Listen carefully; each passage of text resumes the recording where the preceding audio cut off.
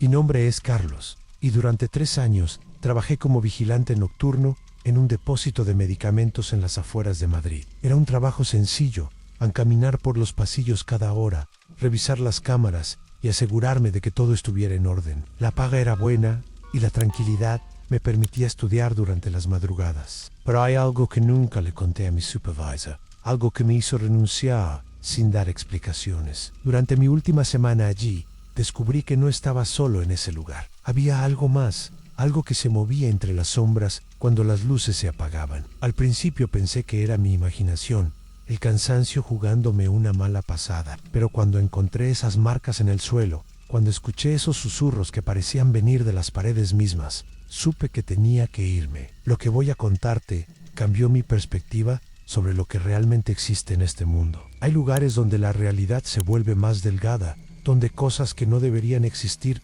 encuentran la manera de manifestarse. Y ese depósito era uno de esos lugares. El depósito farmacéutico San Isidro se alzaba como una fortaleza gris en medio de un polígono industrial abandonado. Era un edificio de 3 plantas construido en los años 80, con pasillos interminables y techos altos que amplificaban cada sonido. El aire siempre olía a desinfectante y a algo más, algo metálico que nunca pude identificar completamente. Las luces fluorescentes parpadeaban constantemente, creando un zumbido hipnótico que se volvía parte del paisaje sonoro nocturno. Mi puesto estaba en la planta baja, en una pequeña oficina con monitores que mostraban las cámaras de seguridad. Desde allí podía ver los largos pasillos llenos de estanterías metálicas que llegaban hasta el techo. Durante el día, el lugar bullía de actividad con trabajadores cargando y descargando medicamentos. Pero por las noches, cuando el último empleado se marchaba y yo comenzaba mi turno a las 10, el silencio se volvía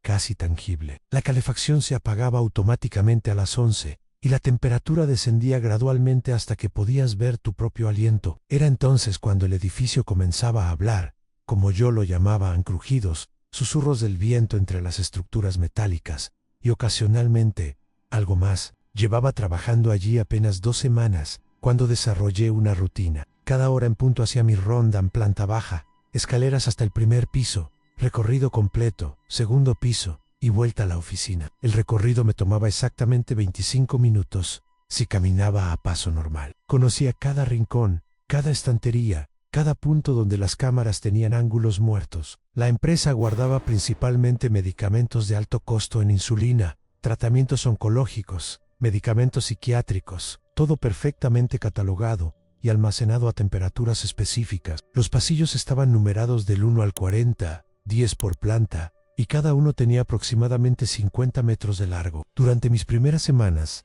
lo único que perturbaba mi tranquilidad eran los ratones que ocasionalmente corrían entre las cajas. Pero había algo en el pasillo 37 del segundo piso que siempre me incomodaba. No podía explicarlo racionalmente, pero cada vez que pasaba por allí, sentía una opresión en el pecho, como si el aire fuera más denso. La temperatura siempre parecía ser un par de grados más baja, y mis pasos resonaban de manera diferente, más apagada, como si algo absorbiera el sonido. Fue durante mi 3ª semana cuando noté la primera anomalía real. Eran las 2 de la madrugada y estaba revisando las cámaras cuando observé algo extraño en el monitor del pasillo 37. Una sombra se movía al final del corredor, pero cuando cambié la cámara de ese extremo no había nada. Pensé que era un fallo técnico, algo común en un sistema de seguridad que ya tenía varios años. Pero cuando fui a hacer mi ronda de las 3, encontré algo que me heló la sangre. En el suelo del pasillo 37 había marcas húmedas, como pisadas,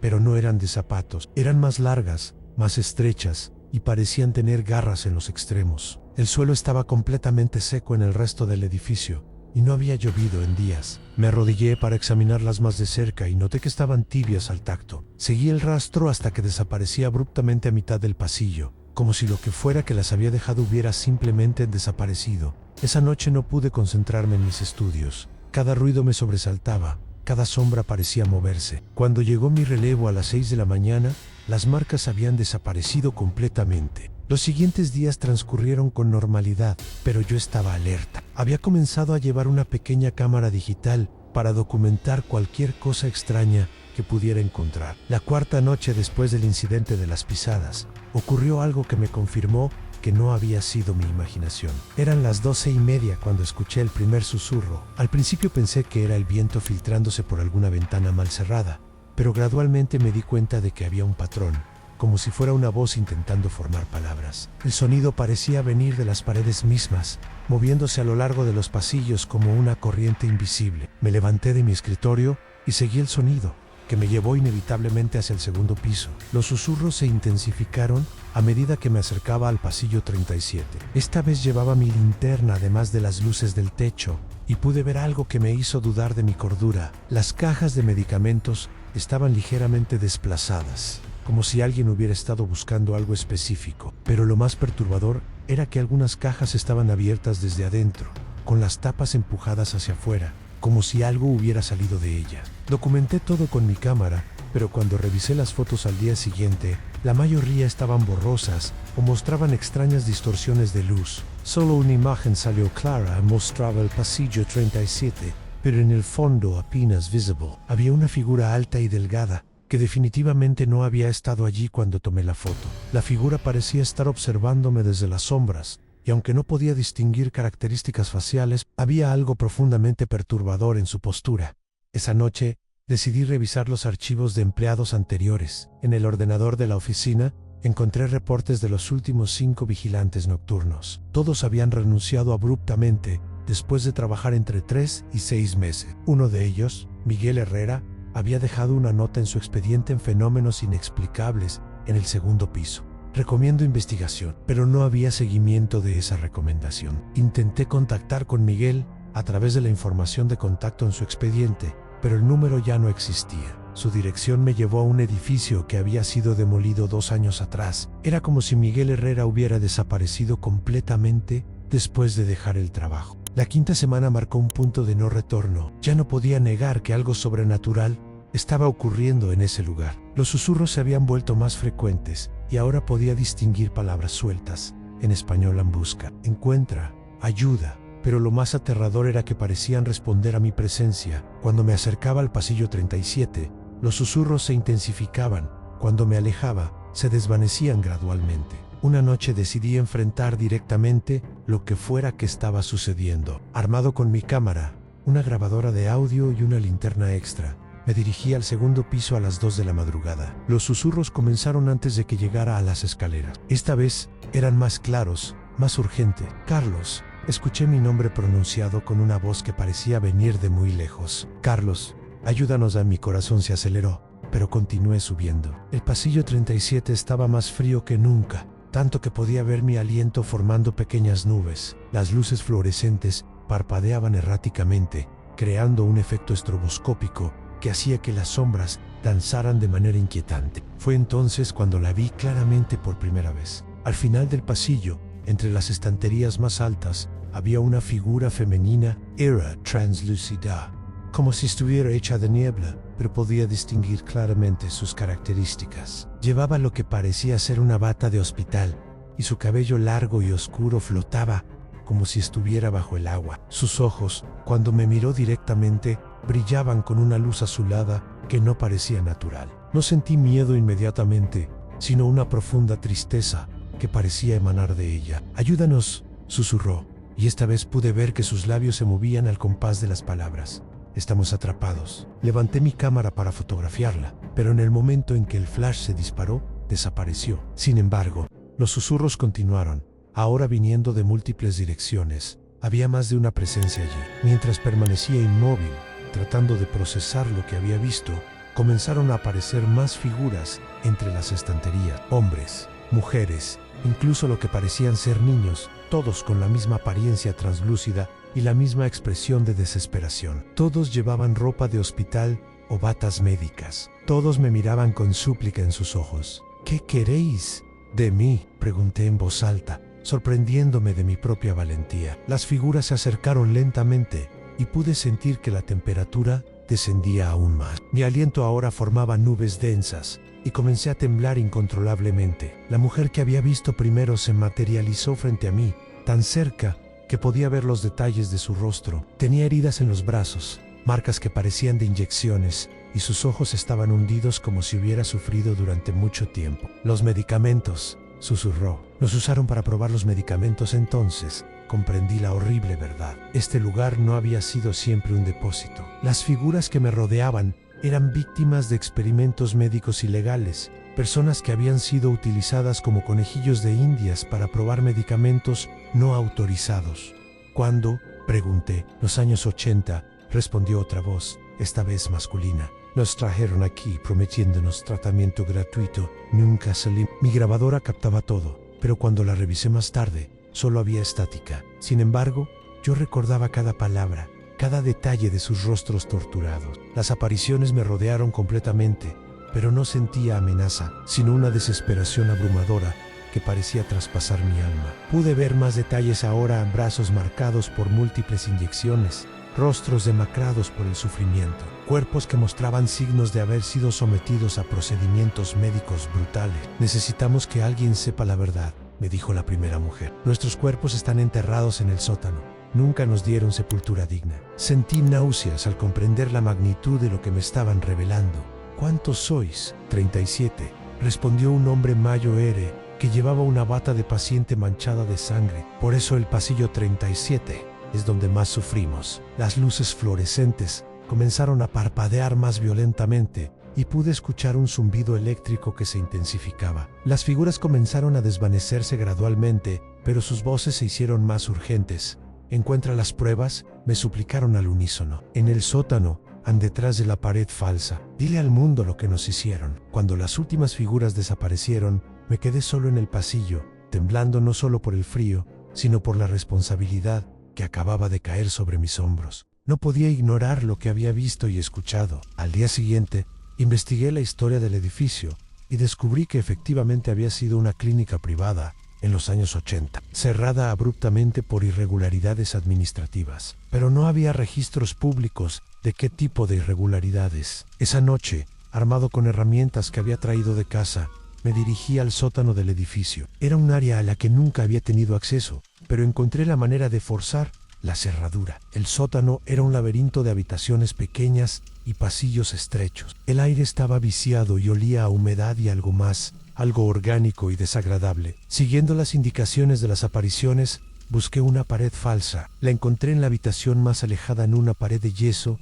que sonaba hueca cuando la golpeaba. Con un martillo que había traído, comencé a romper el yeso. Lo que encontré detrás me hizo vomitar inmediatamente. Había huesos humanos, muchos huesos, apilados sin ningún orden. Pero lo más horrible eran los frascos de vidrio que contenían órganos preservados, cada uno etiquetado con números y fechas de los años 80. Había también carpetas con documentos médicos que detallaban experimentos brutales realizados en personas sin su consentimiento. Entre los documentos encontré nombres, fotografías y descripciones detalladas de los sujetos de prueba. Reconocí inmediatamente a la mujer que me había hablado, a María Elena Vázquez, de 34 años, ingresada para tratamiento de depresión y utilizada para probar medicamentos experimentales que le causaron daño cerebral irreversible. Los documentos mostraban que había muerto después de 6 meses de experimentos continuos. Había historias similares de otras 36 personas, todas prometidas tratamiento gratuito para diversas condiciones, todas utilizadas como conejillos de indias hasta su muerte. Los experimentos habían sido financiados por una compañía farmacéutica internacional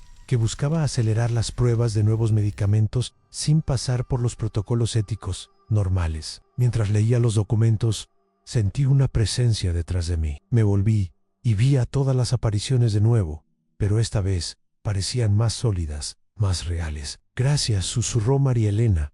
«Ahora podemos descansar». Pero entonces escuché pasos en las escaleras del sótano. Alguien más había entrado al edificio. Rápidamente guardé los documentos más importantes en mi mochila y busqué otra salida. Las apariciones señalaron hacia un túnel que no había notado antes. Los pasos se acercaban rápidamente y pude escuchar voces hablando en inglés. Seguí el túnel que las apariciones me habían mostrado, arrastrándome en algunos puntos donde el techo era muy bajo. El túnel parecía conectar con el sistema de alcantarillado de la zona industrial. Detrás de mí escuchaba gritos de frustración y el sonido de más paredes siendo derribadas. Habían encontrado mi descubrimiento. Emergí del túnel a varios cientos de metros del edificio, en una zona boscosa que bordeaba el polígono industrial. Desde allí pude ver luces moviéndose dentro del depósito y varios vehículos que no reconocía estacionados afuera. No eran coches de policía ni de seguridad. Parecían vehículos privados, caros. Me quedé oculto entre los árboles hasta el amanecer,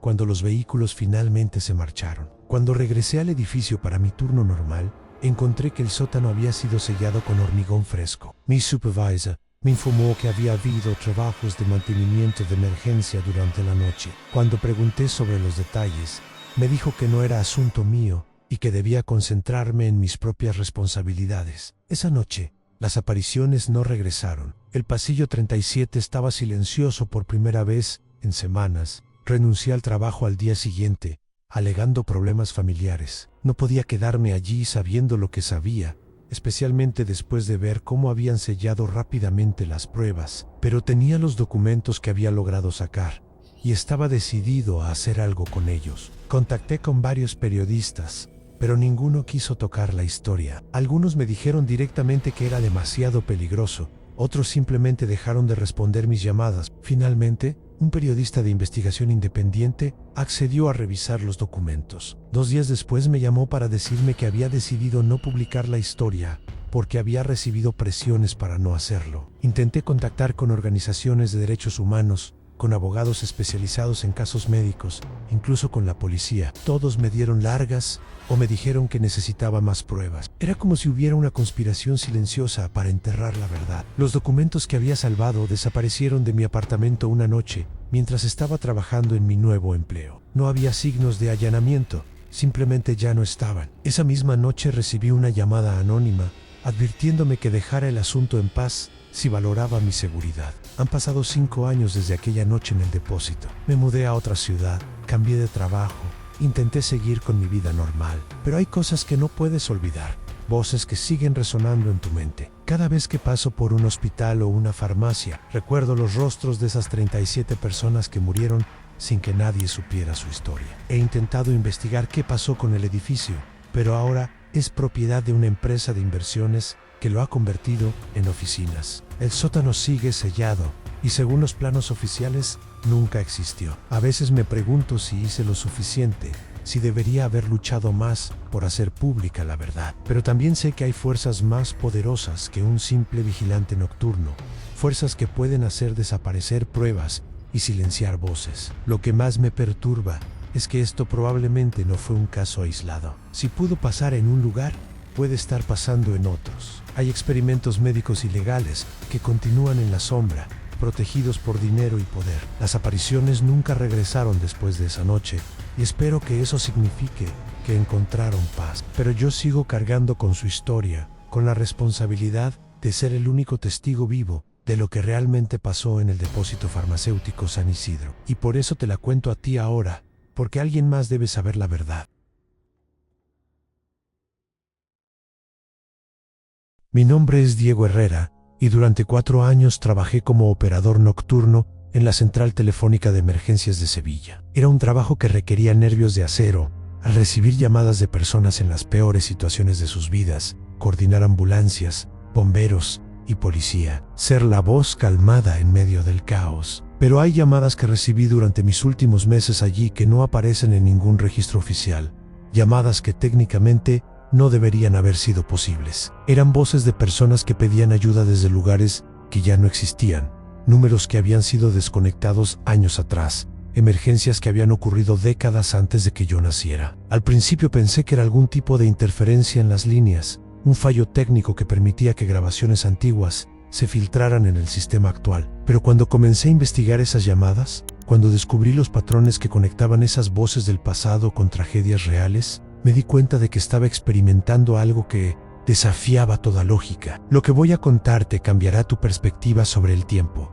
sobre la muerte y sobre cómo algunos eventos traumáticos pueden quedar grabados en los lugares donde ocurrieron, reproduciéndose una y otra vez, como ecos eternos de desesperación. La Central de Emergencias de Sevilla estaba ubicada en un edificio de hormigón de los años 70, diseñado más por funcionalidad que por estética. El centro de operaciones era una sala amplia llena de cubículos, cada uno equipado con múltiples monitores, auriculares de alta calidad y sistemas de comunicación que conectaban directamente con todos los servicios de emergencia de la ciudad. Durante el día, La sala bullía de actividad con 20 operadores manejando cientos de llamadas, pero el turno nocturno era diferente. Solo éramos 4 operadores, cubriendo toda la ciudad desde las 10 de la noche hasta las 6 de la mañana. La iluminación se reducía automáticamente después de medianoche, creando un ambiente de penumbra rota solo por el brillo azulado de los monitores. El sonido constante era una sinfonía de electrónicos,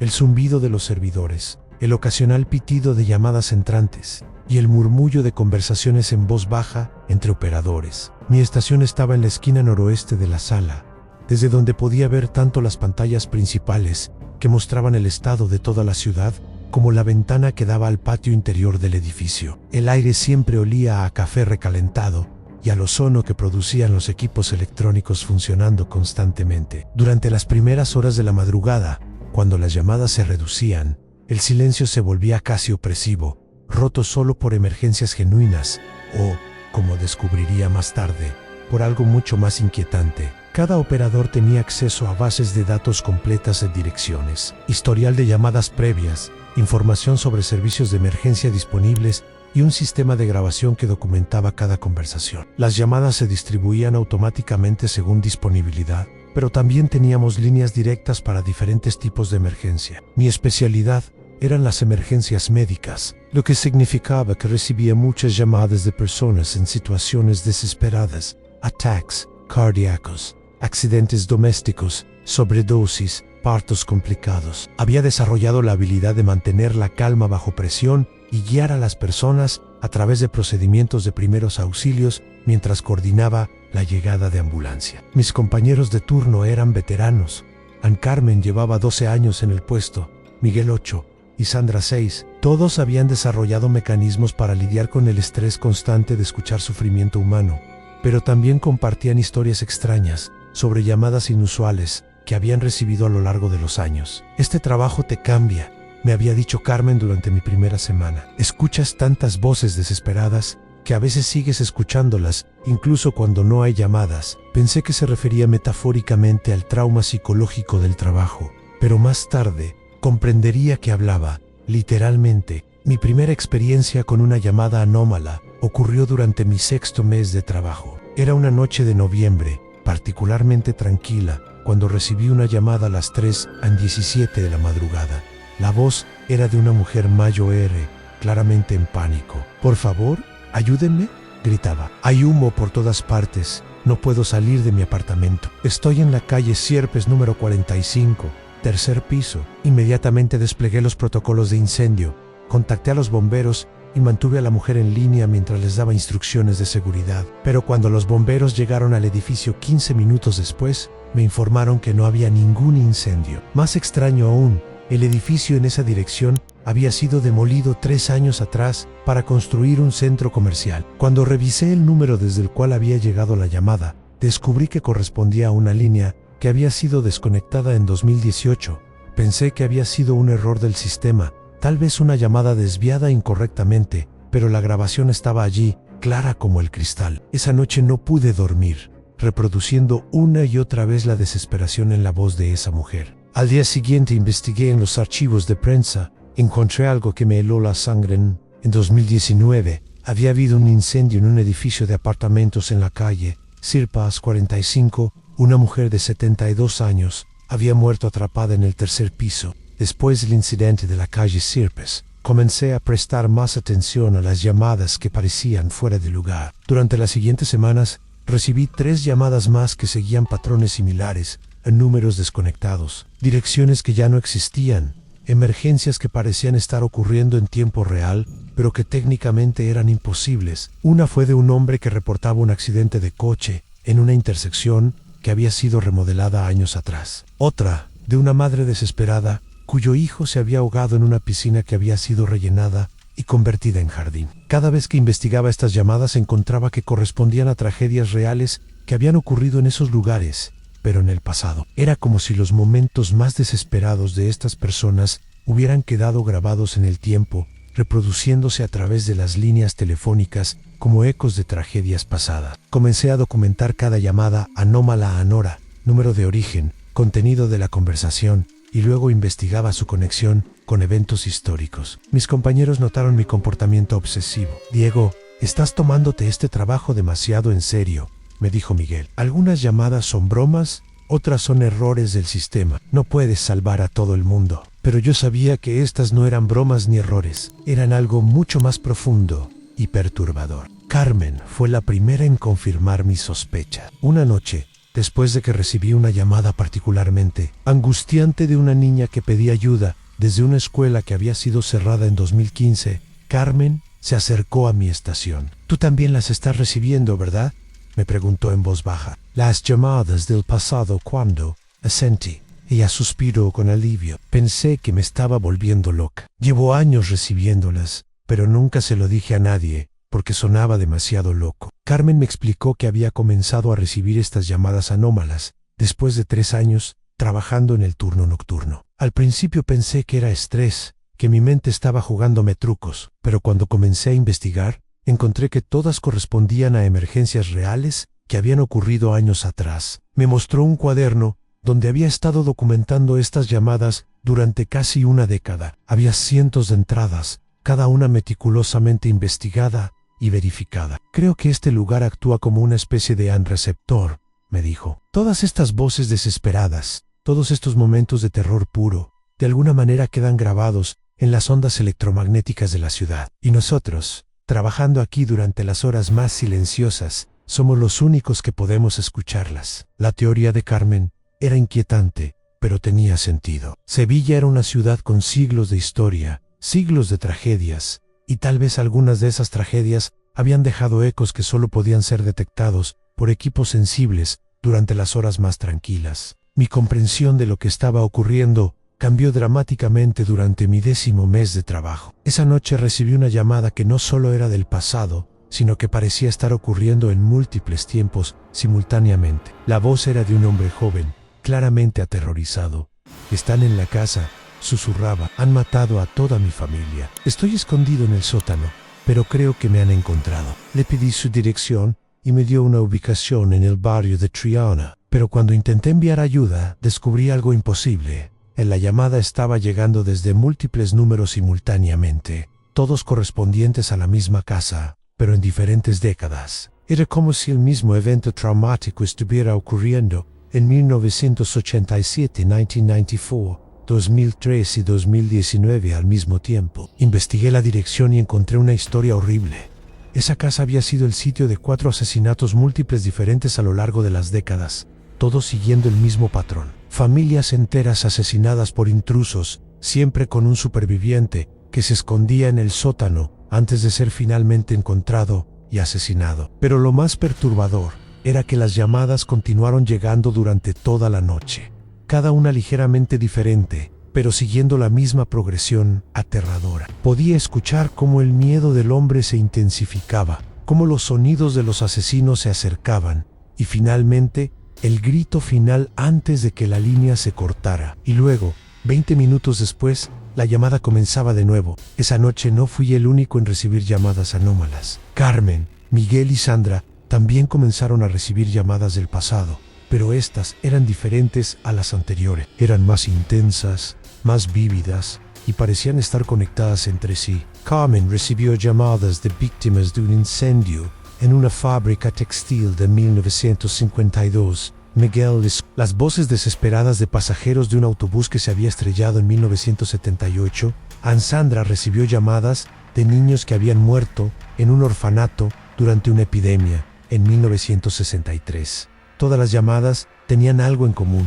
Eran de eventos traumáticos que habían sido encubiertos o minimizados por las autoridades de la época. La fábrica textil había tenido salidas de emergencia bloqueadas ilegalmente. El accidente de autobús había sido causado por mantenimiento deficiente que la empresa había ocultado. El orfanato había negligentemente permitido que la epidemia se extendiera. Era como si las voces del pasado estuvieran tratando de contar la verdad sobre tragedias que habían sido silenciadas. Durante esa noche, recibimos más de 50 llamadas anómalas entre los 4. El sistema se sobrecargó, las grabaciones se corrompieron y los equipos comenzaron a funcionar mal. Las luces parpadeaban, los monitores mostraban interferencias y la temperatura en la sala descendió varios grados. Era como si todas las tragedias no resueltas de Sevilla estuvieran tratando de comunicarse simultáneamente. A las 4 de la madrugada, algo cambió. Las llamadas anómalas se detuvieron abruptamente, pero fueron reemplazadas por algo aún más perturbador.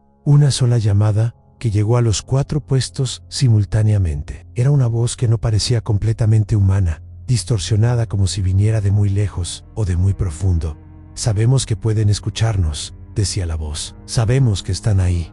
Necesitamos que alguien recuerde. Necesitamos que alguien cuente nuestras historias». La voz continuó durante casi una hora, relatando detalles específicos sobre docenas de tragedias que habían ocurrido en Sevilla a lo largo de los siglos. Muertes que habían sido clasificadas como accidentes, pero que en realidad habían sido asesinatos. Desapariciones que habían sido ignoradas por las autoridades. Injusticias que nunca habían sido corregidas. Era como si todas las víctimas olvidadas de la ciudad hubieran encontrado una manera de hablar a través de nuestros equipos. Cuando la llamada finalmente terminó, nos quedamos en silencio, procesando lo que habíamos escuchado. Carmen fue la primera en hablar.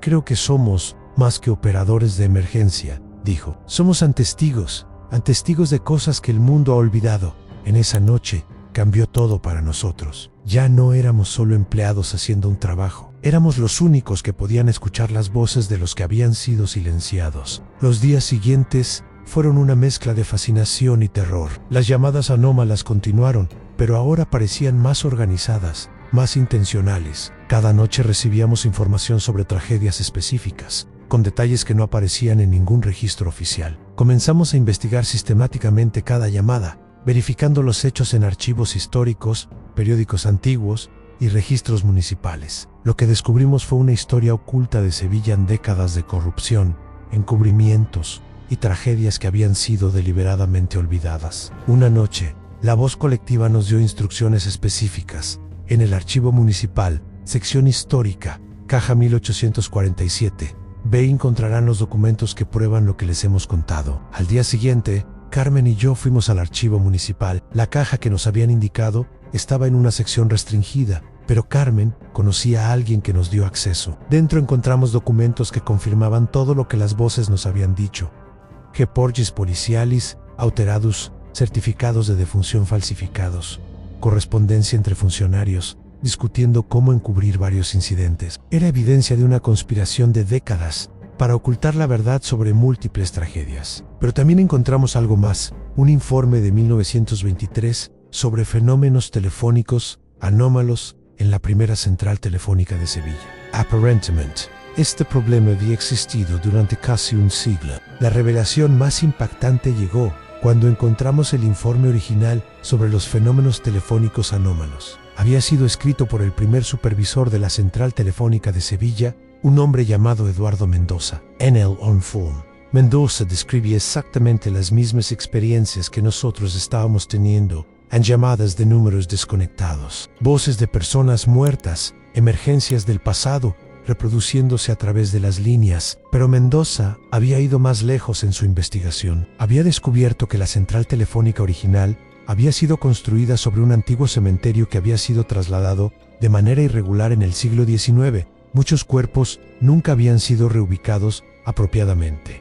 Y Mendoza creía que las líneas telefónicas actuaban como conductores para las voces de los muertos. El informe incluía un mapa detallado que mostraba la ubicación exacta de las tumbas olvidadas bajo la ciudad moderna. Pero lo más perturbador era la conclusión de Mendoza. Las voces se están volviendo más fuertes, más organizadas. Temo que están tratando de manifestarse físicamente. El informe terminaba abruptamente y no había registros de qué le había pasado a Mendoza después de escribirlo. Esa noche, cuando regresamos al trabajo, las llamadas anómalas habían cambiado de nuevo. Ya no eran solo voces pidiendo ayuda. Ahora eran voces que daban órdenes, que demandaban acción, que amenazaban con consecuencias si no hacíamos lo que pedían. La noche del clímax llegó durante mi 11º mes de trabajo. Las manifestaciones se habían vuelto tan intensas que era difícil distinguir entre las llamadas reales y las anómalas, entre los vivos y los muertos. Esa noche, todas las líneas se activaron simultáneamente con una sola voz colectiva que llenó toda la central. Es hora de que el mundo sepa la verdad. Ustedes serán nuestros mensajeros. Las luces se apagaron completamente pero los equipos siguieron funcionando, alimentados por alguna fuente de energía que no podíamos identificar. En la oscuridad, vimos cientos de figuras materializándose alrededor de nosotros, víctimas de todas las tragedias que habíamos estado investigando. Llenaron la sala, una multitud silenciosa de muertos que nos observaban con expectativa. La voz colectiva continuó. Hemos esperado décadas, siglos, para que alguien pudiera escucharnos. Ustedes tienen la tecnología, ustedes tienen la conexión. Deben contar nuestras historias al mundo. Entonces, comenzó la transferencia. A través de nuestros equipos, empezaron a llegar archivos digitales en fotografías que nunca habían sido tomadas, documentos que habían sido destruidos, grabaciones de eventos que habían ocurrido antes de que existiera la tecnología de grabación. Era como si los muertos estuvieran descargando toda su memoria colectiva en nuestro sistema. Durante 3 horas, fuimos receptores pasivos de siglos de historia oculta de Sevilla. Han pasado 2 años desde que dejé la central telefónica. Ahora trabajo en un empleo diurno, en una oficina tranquila, donde los únicos sonidos son los teclados y las conversaciones normales de oficina. Pero las voces nunca me han abandonado completamente. Ocasionalmente, cuando estoy solo y en silencio, puedo escuchar susurros distantes, ecos de desesperación, que parecen venir de muy lejos. Carmen, Miguel, Sandra y yo mantenemos contacto regular. Todos hemos tenido experiencias similares, llamadas telefónicas extrañas en nuestros teléfonos personales, voces que nos dan información sobre injusticias actuales, sueños vívidos, donde los muertos nos piden que continuemos su trabajo. Hemos llegado a aceptar que somos, de alguna manera, canales permanentes entre el mundo de los vivos y el de los muertos. Varias de las investigaciones que iniciamos han resultado en exhumaciones, reaperturas de casos fríos y justicia tardía para familias que habían esperado décadas por respuestas. Pero también sabemos que hay miles de voces más esperando ser escuchadas, miles de historias que aún necesitan ser contadas. El trabajo que comenzamos en esa central telefónica nunca realmente terminará. Por eso comparto esta historia contigo, porque en algún lugar, en este momento, hay operadores de emergencia, trabajadores nocturnos, personas en empleos que los ponen en contacto con los márgenes de la realidad, que están escuchando voces que no deberían existir. Si eres una de esas personas, no estás loca. Las voces son reales y tienen algo importante que decir. Solo necesitan a alguien dispuesto a escuchar.